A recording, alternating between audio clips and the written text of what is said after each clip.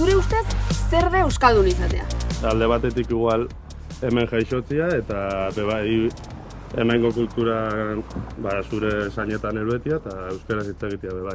Lo primero que hay que hacer es por haber nacido aquí y amar a la patria, por ejemplo. Lotuta dago hemen jaio izanarekin, hemen bizitzearekin, kultura nolabait transmititzearekin, Nik esan zuen kultura kontua dela. hizkuntzarekin.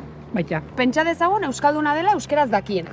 Bai. 7 probintziatan 3 milioi pertsona gara. Bai. Kasu horretan, zenbat euskaldun gara? Ni geratuko nintzake 500.000 lagunek. Yo creo que la mitad sí. 100 bat, olaxe. Vamos a dejar en la mitad. 2 milioi inguru, ez dakit, ireipez. Bai. 3 milioi hoitatik, zenbatek dakite? 2 milioiek. 2 milioiek badakie. Bai. Oso positiboa izan zara. Ze ba? Gutxiago direlako.